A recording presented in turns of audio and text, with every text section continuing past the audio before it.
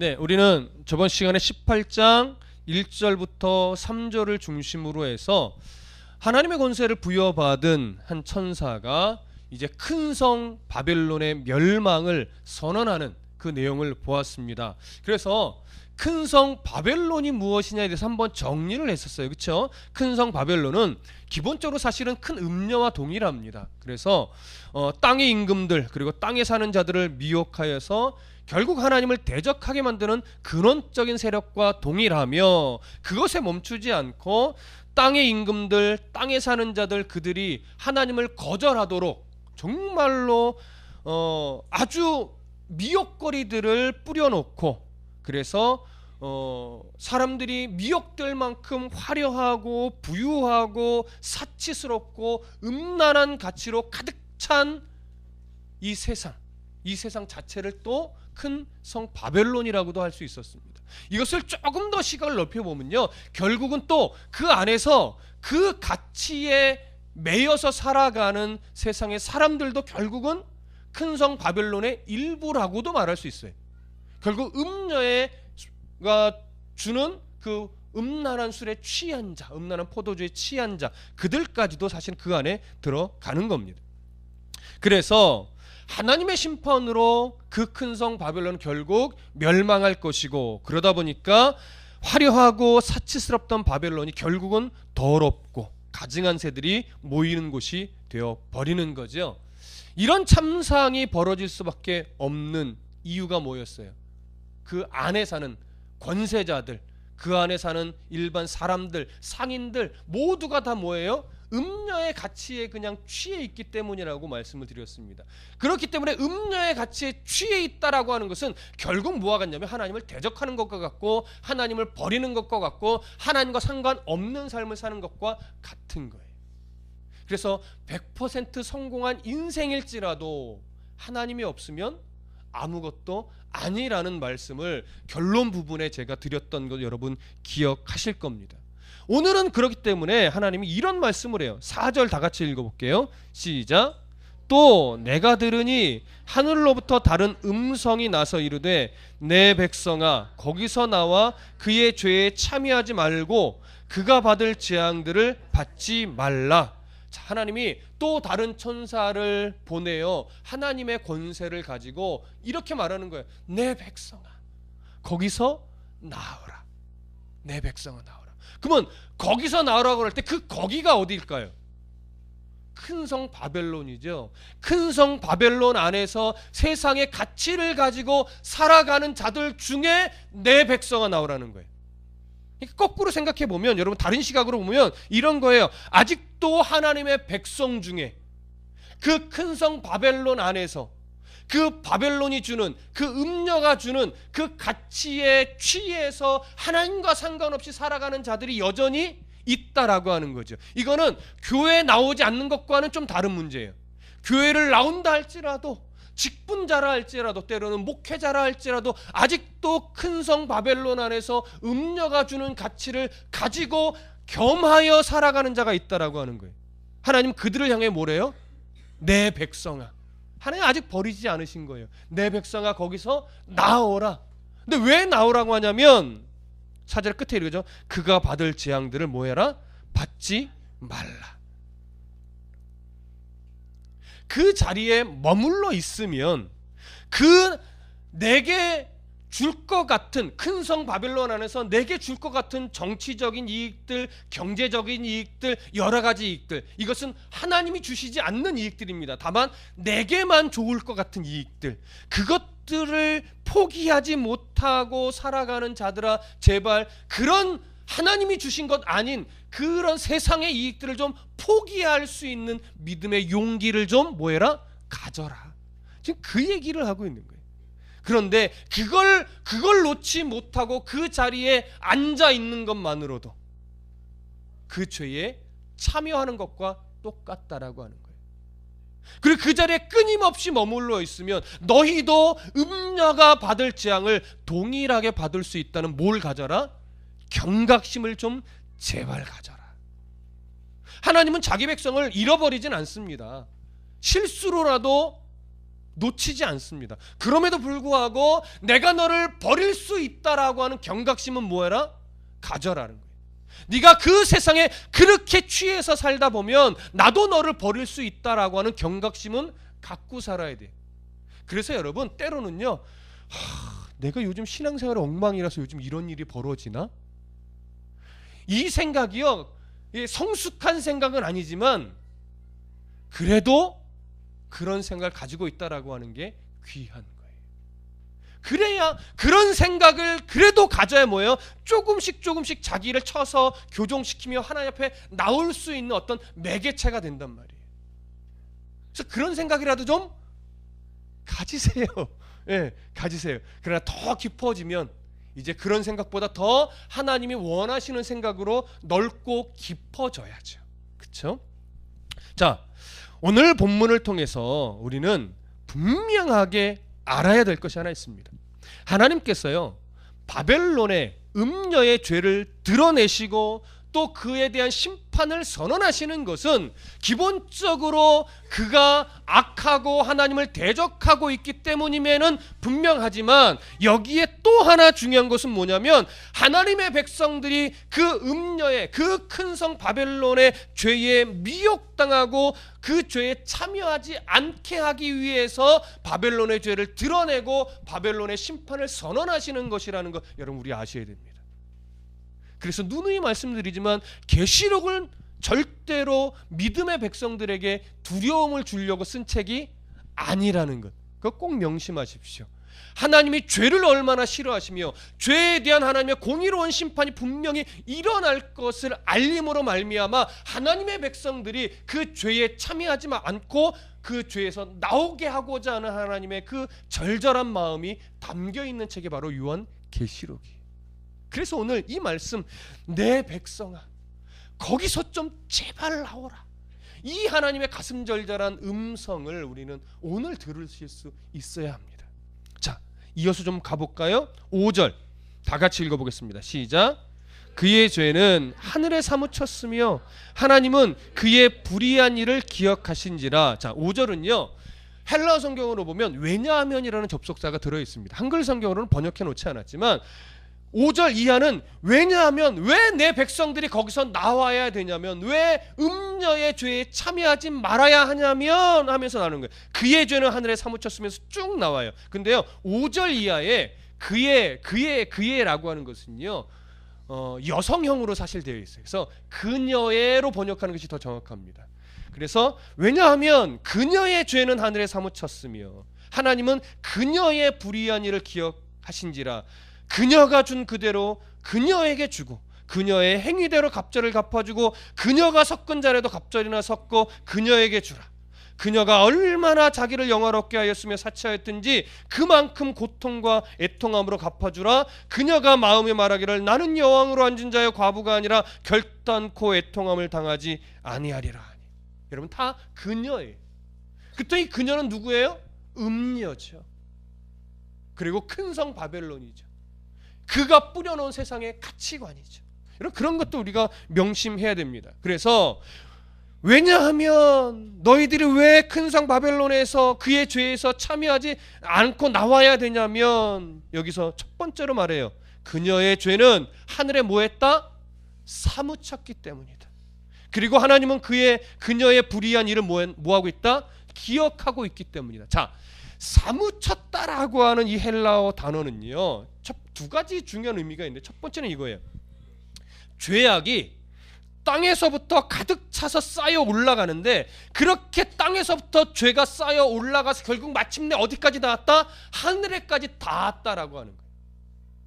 하나님께까지 그 죄가 쌓여서 닿았다라고 하는 거예요. 근데 닿았는데 어떻게 닿았는? 이게 두 번째 의미인데, 악교로 붙여놓은 것처럼 떨어질 수 없을 만큼 단단하게 붙었다 이거예요. 그러니까 여러분 생각해 보세요. 음녀의 죄가 땅에서 쌓여 하늘에다 하나님께 악교로 붙여놓은 것처럼 다 이렇게 붙어 있대요. 무슨 의미일까요? 하나님이 음녀의 죄를 잊어버릴래야 잊어버릴 수 없을 만큼 쌓여 있다 이거예요. 그래서 뒤에 그렇게 말하는 거예요. 하나님은 그녀의 불의한 일을 뭐예요? 기억하셨다라고 하는 거예요. 기억하셨다. 하나님은요 음녀가 행한 모든 악행을 하나도 빠짐없이 다 기억하고 있습니다. 그런데 이 기억은요, 이거예요. 하나님께서 작정하신 때가 되면 하나님께서 공의롭게 심판하기 위해서 지우지 않고 그의 죄를 차곡차곡 쌓아 기억해 두셨다라고 하는 거예요. 그에 합당한 심판을 내리기 위해서 작은 것 하나라도 하나님은 지워버리지 않고 음녀의 죄는 다 쌓아놨다 이거예요. 또한 하나님을 잊지 않는 백성들의 음녀의 포도주에 취해서 버린 죄까지도 하나님은 잊으실까요? 안 잊으실까요? 안 잊으세요. 여러분 그거 아셔야 돼요. 그렇기 때문에 여기서 우리는요 정말 큰 은혜를 하나 발견하셔야 됩니다. 뭐냐면 하나님께서는요 하나님의 백성들의 죄를 잊으실까요? 안 잊으실까요? 안 잊으실 것 같은 두려움은 가지셔야 돼요. 무슨 말씀인지 아세요? 하나님이 내 모든 죄를 안 잊으실 것 같은 두려움은 갖고 살아야 하나 하나님은 다 잊어주십니다. 안 잊으신다면 우리는요 천국문 근처에도 가기 어려울 거예요. 그런데 하나님은 회개하고 예수 그리스도의 보혈의 은혜를 덧입고 나오는 성도들의 죄는 기억하지 않으세요. 여러분 이게 은혜예요. 구약 성경에 보면요 하나님이 아사셀의 염소처럼 기억하지 않으신다고 해요. 무슨 말이냐? 여러분 레위기를 가볼게요. 레위기 16장으로 가봅니다. 레위기 16장 8절에서부터 10절까지를 읽어볼게요. 레위기 16장 6절에서부터 읽는 게 더 좋겠네요. 6절부터 10절까지. 레위기 16장 6절에서부터 10절까지. 찾으셨으면 함께 읽겠습니다. 시작. 아론은 자기를 위한 속죄제에 수송아지를 드리되 자기와 집안을 위하여 속죄하고 또 그 두 염소를 가지고 회막문 여호와 앞에 두고 두 염소를 위하여 제비를 뽑되 한 제비는 여호와를 위하여 한 제비는 아사셀을 위하여 할지며 아론은 여호와를 위하여 제비 뽑은 염소를 속죄제로 드리고 아사셀을 위하여 제비 뽑은 염소는 산채로 여호와 앞에 두었다가 그것으로 속죄하고 아사셀을 위하여 광야로 보낼지니라. 자, 저를 보세요. 속죄를 위해서 두 염소를 데리고 오는데 한 염소는 피를 내고 제사를 드려서 속죄의 희생 제물로 바칩니다 하나님께. 그리고 한 염소는요 속죄한 이후에 그냥 광야로 보내는 거예요. 그리고 그 염소는 다시는 찾지 않아요. 이게 무슨 의미냐면 속죄한 성도들의 죄는 하나님이 절대로 다시 묻거나 찾지 않는다는 의미를 갖고 있는 거예요. 그래서 아사셀이라는 건 무슨 의미냐면 이게 원래는 합성어예요. 떠나다라는 말 그리고 염소라는 말이 합성된 단어인데 죄짐을 가지고 떠내버린 이런 게 어려워요. 예? 하여튼 죄를 짊어지고 떠나간 염소를 다시 찾지 않는다는 의미. 그게 신학적으로는 결국 누구를 기억나게 하는 거예요? 예수 그리스도의 우리의 죄를 짊어지고 죽으신 예수 그리스도의 보혈의 피를 의미하는 겁니다. 그래서 오늘 음녀의 모든 죄를 악교처럼 붙여놓고 기억하셔서 심판하시는 하나님은요 예수 그리스도의 보혈의 은혜로 덧입은 우리들의 모든 죄는 기억하지 않으신다는 그 은혜의 말씀이 바로 오늘 본문의 말씀입니다. 우리는 이런 은혜를 입은 자들입니다. 그렇다고 해서 그럼 이제 아무런 죄도 지어도 상관없겠네? 결국 하나님이 다 잊어버리실 거 아니야? 이렇게 생각하는 것은 뭐예요? 오해죠. 그리고 정말 믿음의 백성이라면 그런 생각을 하지 않습니다. 오히려 더 감사하고 그래서 더 그런 죄악 중에 거하지 않으려고 하나님 어떻게 하세요? 성도들은 어떻게 해요? 더 스스로를 점검하고 그런 죄에 빠지지 않으려고 애를 쓰게 되는 것이죠. 우리는 그런 은혜 받은 백성다운 삶을 그래서 살아야 하는 겁니다. 이처럼 하나님께서는요 음녀의 죄악들을 하나도 빠짐없이 다 기억하고 있기 때문에 6절과 같은 심판을 선언하시는 건데 6절 다 같이 보겠습니다. 함께 읽습니다. 시작. 그가 준 그대로 그에게 주고 그의 행위대로 갑절을 갚아주고 그가 섞은 잔에도 갑절이나 섞어 그에게 주라. 마치 세 가지 심판처럼 보이나, 그리고 두 배의 심판을 하라는 것처럼 보이나, 이것은 두 배의 큰 의미가 있는 것이 아니라 여기서 갑절이라고 하는 것은요, 완전한 심판이라는 의미를 갖고 있는 겁니다. 그리고 세 번을 사실은 동일한 심판을 반복하고 있는 것과 똑같아요. 그래서 음녀를 상한, 땅에서부터 죄가 쌓여서 하늘까지 다 악교로 붙여놓은 것 같은 이 음녀의 죄에 대해서 하나님은 하나도 놓치지 않고 정확하게 공의로운 심판을 어떻게 해요? 가할 거라는 것, 그것을 지금 6절에서 정확하게 보여주고 있는 겁니다. 그런데 문제는 뭐예요? 음녀는 내가 그런 심판의 대상이고 그런 하나님의 공의로운 심판을 받게 될 것이라는 인식을 할까요? 못할까요? 그걸 못하는 게 문제예요. 그걸 못하는 게. 자, 7절 보세요. 다 같이 읽어보겠습니다. 7절 시작. 그가 얼마나 자기를 영화롭게 하였으며 사치하였든지 그만큼 고통과 애통함으로 갚아주라. 그가 마음에 말하기를 나는 여왕으로 앉은 자요 과부가 아니라 결단코 애통함을 당하지 아니하리라 하니. 자, 음녀가 마음에 그렇게 외칩니다. 나는 여왕으로 앉은 자다. 이건 뭐예요? 내가 진짜 세상의 실세고 나는 세상을 가진 자고 나는 세상의 통치자다. 이렇게 말하고 있는, 이게 뭐예요? 오만함이죠. 이게 바로 오만한 자가 앉은 자리의 모습인 거예요. 나는 다 가진 자다. 그래서 나는 이 세상에 문제 없다. 그리고 또 말해요. 뭐라고 해요? 나는 과부가 아니다. 그래서 결단코 애통함을 당하지 않을 것이다. 이렇게 얘기해요. 과부는 뭐의 상징입니까? 가장 비천한 자의 상징이에요. 세상에서 아무런 법적 보호를 받을 수 없는 가장 기구한 삶을 사는 여인의 대표적인 상징적 이미지란 말이에요. 그런데 이 음녀는 말이에요. 나는 과부가 아니기 때문에, 나는 비천한 자가 아니기 때문에 나는 이 땅에서 애통함을 당할 이유가 없다, 당하지 않는다, 이렇게 생각하는 거예요. 음녀는요, 그래서 이런 생각을 갖고 있기 때문에 자기가 가지고 있는 권세를 가지고 늘 무슨 삶을 사냐면 자기를 영화롭게 하는 삶을 살아요. 자기를 사치스럽게 치장하는 것이 최고의 목적을 가지고 살아가요. 이것이 음녀의 가치예요. 그래서 하나님이 없는 자들은 결국 무슨 가치를 갖고 살아갈 수밖에 없냐면 정치적인 기득권을 가지고, 경제적인 기득권을 가지고, 또 여러 가지 자기의 기득권을 이용해서 어떻게든지 나를 영화롭게 하고 나를 부유하게 하고 나를 즐겁게 하고 나만 행복하면 되는 삶을 살아가요. 그게 뭐예요? 음녀가 주는 포도주에 취해 있는 결국 그 모습인 거예요. 자, 그렇게 세상에 많은 사람들이 음녀의 가치를 따라 음녀처럼 살아가고 있는데 하나님은 그런 모습을 바라보면서 그렇게 자기를 영화롭게 하는 것에 취해 있고 자기를 높이는 것에 취해 있고 나만 행복하고 나만 잘 되면 되고 나만 풍성히 가지면 된다라고 하는 이런 가치를 가지고 살아가는 세상을 향해서 하나님은 이렇게 말해요. 그가 얼마나 자기를 영화롭게 하였으며 얼마나 사치하였든지 그만큼 고통과 애통함으로 갚아주라. 왜 이런 심판을 명합니까? 그들이 누리는 영화 안에 하나님의 얼굴을 구하는 모습이 전혀 없고 오히려 하나님을 대적하는 모습만, 하나님의 가치를 어그러뜨리는 모습만 가득하기 때문에 그렇습니다. 그들은 뭘 모르냐면 자신들이 영적으로 얼마나 결핍된 존재인지를 모르는 거예요.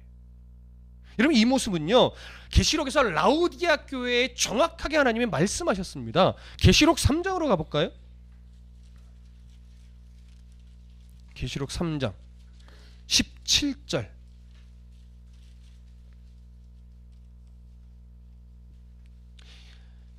계시록 3장 17절은요 라오디게아 지역의 사람들에게 말하는 것이 아니라 라오디게아 지역의 교회에 있는 성도들에게 하는 말임을 여러분 기억하셔야 됩니다. 17절 다 같이 읽어볼게요. 시작.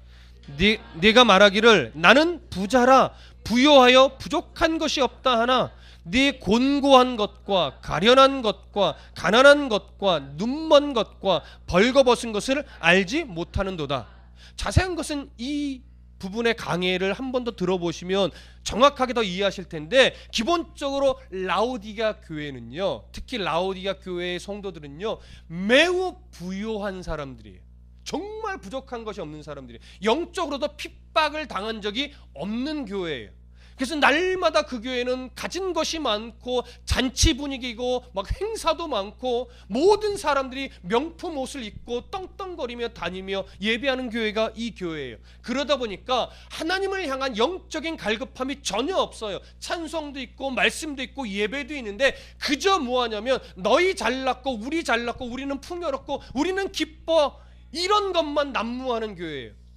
그래서 그들은 늘 뭐라고 말하냐면 우리는 부자야, 우리는 부족함이 없어, 이렇게 스스로를 여기며 자랑질하며 예배하던 교회가 라오디게아 교회입니다. 그런데 하나님이 영적인 시각으로 그들을 바라보니까 실제로 그들은요 곤고한 자들이라는 거예요. 실제로 영적으로 보니까 그들은 가련한 자라는 거예요. 가난한 자라는 거예요. 눈 멀었고 벌거벗은 자와 똑같다라고 하는 거예요. 근데 그들은 가진 것이 너무 많다 보니까 자신들이 영적으로 이렇게 벌거벗은 자인 줄 인정하지 않고 있고 모르고 있다라고 하는 거예요. 그래서 18절부터 21절까지 읽어볼게요.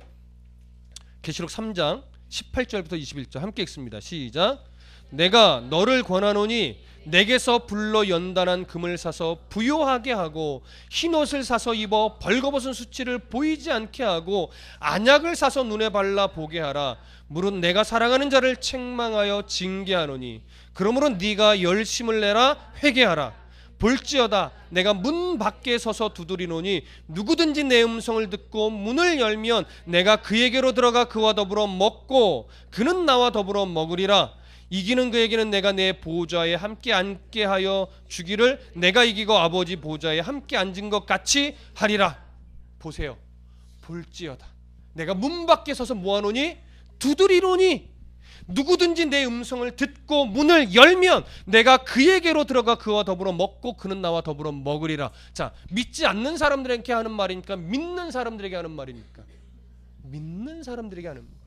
목회자들에게 하는 말이고 직분자들에게 하는 말이고 성도들에게 하는 말이에요. 제발 내가 네 문 밖에서 두드리는데 너는 왜 문을 안 열어주니? 제발 좀 문 열어줘라, 이 얘기예요. 왜 문을 안 열어줍니까? 가진 것이 많으니까. 하나님의 필요가 없는 거예요. 누릴 것이 너무 많으니까 굳이 하나님 앞에 나아가지 않아도 상관없는 거예요. 그저 예배하면서 자기의 종교적인 심성만 뭐예요? 이렇게 긁어주면 되는 거예요. 뭐 죄를 자복하고 뭐 힘들게 기도하고 뭐 죄를 지적받고 이러고 싶지 않은 거예요. 이 세상에 얼마나 즐거운 게 많은데. 그러니까 예배는 종교적인 심성을 긁어내기 위해서 드리고 삶은 삶대로 얼마든지 세상 안에서 마음껏 누리는 거예요. 그래서 하나님이 뭐래요? 18절에 말하는 거. 내가 너를 권하노니 내게서 불로 연단한 금을 사서 부요하게 해라. 흰옷을 사서 입어 벌거벗은 수치를 보이지 않게 하고 안약을 사서 눈에 발라 보게 하라. 이 내용들은 다 그거예요. 너의 눈을 가리고 귀를 막고 있던 세상의 가치를 좀 벗어던지고 이제는 영적인 눈을 열 수 있는 하나님의 가치로 너의 속을 좀 채워라. 그러면 볼 수 있을 것이다. 그러면 이제서야 너의 문 밖에서 두드리고 있는 예수님을 볼 수 있을 것이다. 그러면 이제 겸손하게 뭐예요? 세상의 가치를 버려야만 네 마음의 문을 열어 예수님의 가치를 가슴에 담을 수 있다라고 하는 거죠. 그래서 재물과 하나님을 겸하여 섬길 수 없는 거예요. 이 성경은 이렇게 전체가요 동일한 메시지입니다. 여러분 그거 아셔야 돼요. 그렇기 때문에 언제나 성경은요 심령의 가난함을 모르면 복된 것이 아니라고 말합니다. 그럼 마태복음으로 가볼게요. 마태복음 5장으로 가보겠습니다. 신약성경 마태복음 5장.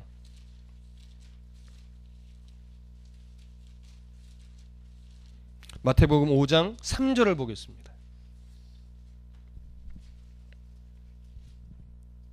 자, 함께 읽습니다. 마태복음 5장 3절 시작. 심령이 가난한 자는 복이 있나니 천국이 그들의 것이미요. 자, 예전에 마태복음을 강의할 때도 이 부분을 설명드렸었지만 5장 3절은요 한글 성경의 번역은 약간 왜곡됩니다. 마치 심령이 가난한 것이 조건이 되어 천국을 복으로 받을 거와 같은 뉘앙스가 있으나 5장 3절은 이렇게 되어 있습니다. 일단 선언을 합니다. 복되도다. 이건 이미 복된 거예요. 복될 것이다 아니에요. 복되도다. 심령이 가난한 자들이 가지고 있는 복이요, 이미 천국이 그들의 것이다 이거예요. 뭐예요? 심령이 가난한 상태인 것을 보니 저 사람은 이미 천국을 소유한 자이고 저 사람은 이미 최고의 복을 가지고 있는 자라는 거예요. 최고의 복을, 심령이 가난해지면 복을 받아 누리게 될 거야, 이 얘기를 하는 것이 아니라 심령이 가난한 그 모습을 보니 천국이 이미 당신 거군요. 당신은 최고의 복을 이미 가지고 있는 자고 그 복을 누리고 있는 자입니다. 이 얘기를 하는 거예요. 그러면 여기서 말하는 심령의 가난함이 뭡니까? 나는 오늘도 내가 아무리 돈이 많아도 하나님이 없으면 난 살아갈 수 없는 자입니다. 내가 아무리 정치적으로 이 세상에 가장 우월한 높은 자리에 있다 할지라도 하나님이 내 자리를 인정해 주시지 않으면 그 자리는 내게 아무런 가치 없습니다. 나는 하나님으로 살고 나는 하나님으로 죽는 자입니다. 그래서 오늘도 나는 말씀이 필요하고 말씀의 은혜를 덧입어야 되고, 그래서 나를 쳐서 바울처럼 복종시켜야 되고, 나는 있으나 없으나 높으나 낮으나 바울처럼 나는 자족함을 오늘도 배워갑니다. 여러분, 이 고백의 심령의 상태가 뭐냐면 이것이 심령이 가난한 거예요. 이거는 부자냐 가난하냐 이거의 문제가 아니라 정말 당신 안에 하나님 없이 살 수 없다라고 하는 진실한 고백을 가지고 있습니까? 나는 아직도 말씀을 통해서 배워야 될 게 수없이 많다라고 하는 진실한 고백이 있습니까? 아니면 나는 너무나 많이 설교를 들어서 목사님이 성경 구절 하나만 읽어도 오늘 무슨 말 할지 난 다 알아. 여러분, 우리 이미 알아요. 말도 안 돼. 성경이 얼마나 어렵고 이 안에 하나님의 진리가 단순하지만 얼마나 풍성하게 깊고 넓게 있는지 읽고 또 읽어도 뭐예요? 늘 새로운 은혜가 이 안에 펼쳐져 있다는, 우리는 시간이 흘러보니까 알아요. 예전에 내가 알고 배웠던 것이 다가 아니구나. 내가 예전에 갖고 있던 기준이 하나님을 이해하는 기준의 전부가 아니었구나. 하나님이 얼마나 깊으신 분이고 하나님이 얼마나 넓으신 분인데 우리는 나의 자그마한 이해 속에 하나님을 자꾸 가두려고 했었구나. 이걸 배우게 된단 말이죠. 여러분, 하나님은요, 우리가 가지고 있는 이해의 폭보다 정말 무한히 넓으신 분입니다. 그 하나님은 우리가 어찌 다 이해할 수 있겠습니까?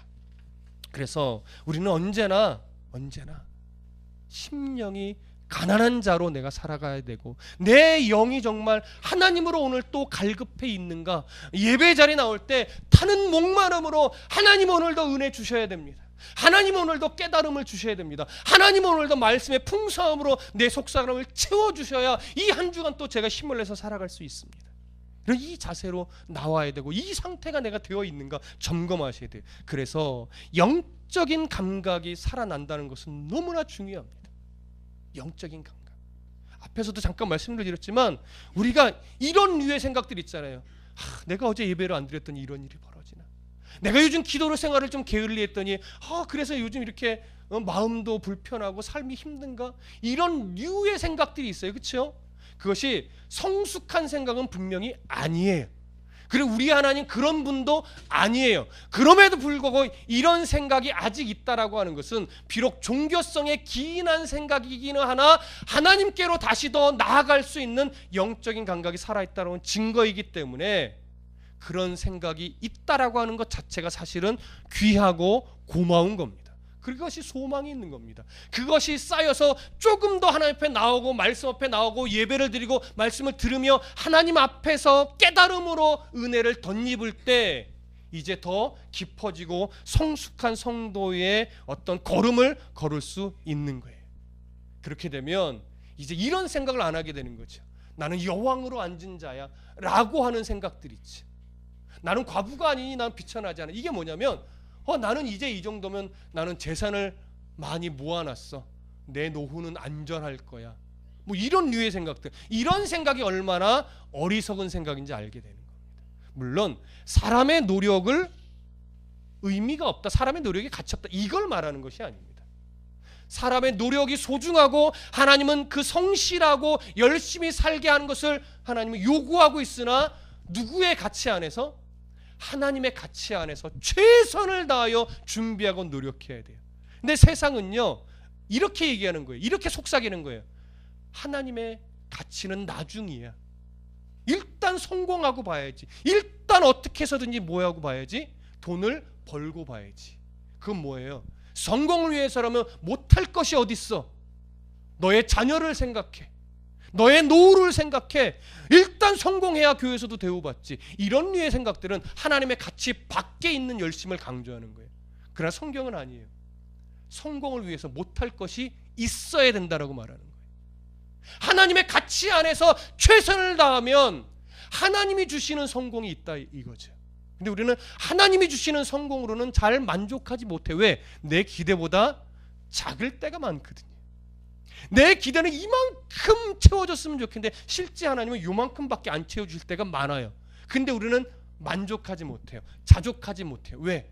세상에 하나님의 가치 밖에 있는 가치도 내가 양다리 걸쳐 있기 때문에 이 정도 기도하고 이 정도 열심히 했으면 하나님이 이만큼은 좀 채워주셔야지라고 하는 내가 정해놓은 기준이 있단 말이에요. 거기에 자꾸 하나님을 맞추려고 하니까 안 채워지죠. 충족이 안 되죠. 거꾸로 된 거예요.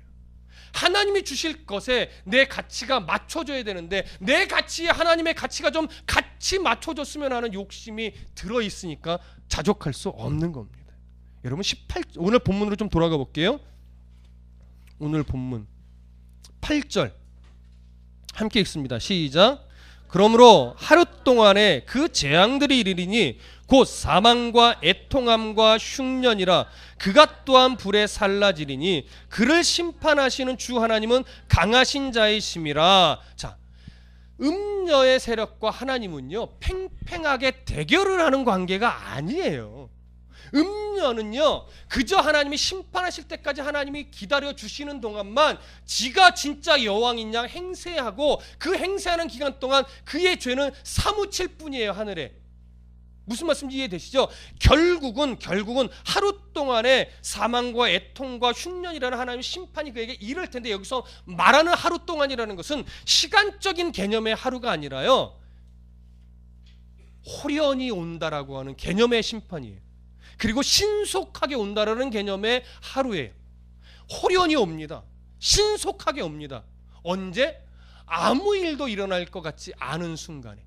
이 정도 내가 권세에 있으니까 나는 이제 내 인생은 아무 문제 없어. 내가 이 정도 부를 채웠으니 이제 내 인생에 걸림돌이란 없어. 나는 정말 평안할 거야. 이제 좀 누려보자고. 이러한 가치가 팽배하고 가득하는 그 어느 순간 전혀 아무 일도 날 것 같지 않고 예수님이 전혀 오실 것 같지 않은 그 어느 순간 호련히 심판이 임할 것이고 예수 그리스도가 호련히 뭐예요? 재림하실 것이라는 사실이에요. 그래서 하나님이요 뭐라고 말하냐면 내 백성아 거기서 나오라고 하는 거예요. 내 백성아 거기서 나오라. 그 세상의 가치에 함께 취해서 하나님의 가치를 잃어버리고 살아가지 말고 좀 하나님의 가치를 가슴에 담고 그의 가치를 버리고 좀 나와라 이거예요. 나와라. 여러분 마지막으로 성경 한 구절 더 볼게요. 로마서 12장으로 가봅니다. 로마서 12장 1절과 2절. 로마서 12장 1절과 2절 함께 읽겠습니다. 로마서 12장 1절과 2절 시작. 그러므로 형제들아 내가 하나님의 모든 자비하심으로 너희를 권하노니 너희 몸을 하나님이 기뻐하시는 거룩한 산 제물로 드리라. 이는 너희가 드릴 영적 예배니라. 너희는 이 세대를 본받지 말고 오직 마음을 새롭게 함으로 변화를 받아 하나님의 선하시고 기뻐하시고 온전하신 뜻이 무엇인지 분별하도록 하라. 자, 1절에 이렇게 말해요. 너희 몸을 하나님이 기뻐하는 거룩한 산 제물로 드리라. 이건 뭐예요? 하나님이 받으실 만한 삶의 흔적을 제물 삼아 예배하라는 거예요. 그러면 나의 삶의 흔적이 하나님이 받으실 만한 제물이 된다라고 하는 것은 세상의 가치를 따라 사는 흔적이 아니라 비록 힘들고 좀 고생스러울지라도 하나님의 가치를 붙잡고 살아갔던 흔적들을 제물 삼아 하나님 앞에 예배하는 것, 제사하는 것, 그걸 말하는 거죠. 그게 뭐라는 거예요? 그게 영적 예배라는 거예요. 하나님으로 인해 하나님의 가치를 붙잡기 위해 내가 좀 손해볼지라도, 내가 좀 억울할지라도 세상의 가치를 붙잡지 않을 때, 성공을 위해서 못할 것이 있는 인생으로 살아갈 때 우리의 예배가 하나님이 기뻐하는 예배가 된다라고 하는 거죠. 근데 그 싸움이 없으면 아무리 헌금을 많이 해도, 그 싸움이 없으면 아무리 봉사를 많이 해도, 그 싸움이 없으면 아무리 교회에 오래된 직분자요, 중직자요, 목회자라 할지라도 그가 드리는 예배는 영적 예배가 아니라는 거예요. 예배당에 와서만 눈물 콧물 짜내며 찬송하고, 예배당에 와서만 소리질러 기도하고, 예배당에 와서만 거룩한 성도 이어봤자 그것은 거룩한 산제물이 아니기에 하나님이 받으실 만한 예배가 아닙니다. 그것은 영적 예배가 아닙니다. 그래서 저는요, 여러분들이 오늘 예배드리는 모습으로 여러분들을 판단하지 않아요. 그러려고 노력해요. 여러분들이 예배를 얼마나 많이 드리느냐로 여러분들의 신앙을 판단하고 싶지 않습니다. 여러분들이 얼마나 뜨겁게 찬송하느냐, 여러분이 얼마나 소리내어 기도하느냐, 그것으로 여러분들의 신앙을 판단하고 싶지 않습니다. 성경이 그렇게 말하기 때문에. 성경은 거룩한 산제물로 드리는 예배여야 한다고 말이에요. 삶이 없으면 안 됩니다. 하나님의 가치를 가지고 치열하게 삶을 살아냈던 흔적의 제물이 없으면 아무 의미 없단 말이에요.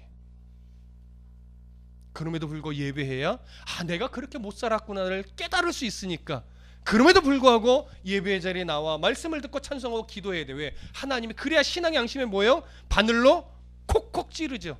그래야 아따가 아프셔야 돼요. 아플 수 있다라고 하는 게 바로 내가 영이 아직 살아있구나, 이거의 증거인 겁니다. 2절에 이렇게 말해요. 너희는 이 세대를 본받지 말라. 여기서 말하는 세대가 바로 이 세상에 흘러가는 경향이요, 가치관이요, 풍조를 말하는 겁니다. 이것이 오늘 계시록의 말씀대로 하면 바로 음녀가 주는 가치예요. 이것이 자기만 영화롭게 살아가려고 하는 음녀의 가치관이란 말이에요. 그런 것들을 뭐예요? 본받지 말라라고 정확하게 로마서에서 말하고 있는 거예요. 그러면서 말해요. 그런 것들은 본받지 말고 어떻게 하느냐? 오직 마음을 새롭게 함으로 변화를 받아 하나님의 가치로 다시금 우리의 심령을 무장하여서 하나님의 선하시고 하나님이 기뻐하실 만하고 하나님의 온전하신 뜻이 무엇인지 분별하도록 하라. 여기서 분별은요, 옳고 그름의 분별보다 입증하라는 의미가 원문에는 더 가깝습니다. 너희들의 그런 가치로 살아가는 흔적을 통해서 이 세상 속에, 이 세상의 사람들 가운데 하나님이 누구신지, 하나님의 선하시고 기뻐하신 뜻이 무엇인지 너의 삶으로, 너의 삶의 자세로 뭐해라? 입증하는 삶을 살아라. 그 입증하는 삶의 흔적을 가지고 나와 오늘 이 자리에서 예배하고 있다면 여러분들의 예배는 무슨 예배라는 거예요? 영적 예배라는 거예요. 영적 예배. 1절에서 거룩한 산제물로 드리는 영적 예배라는 거죠.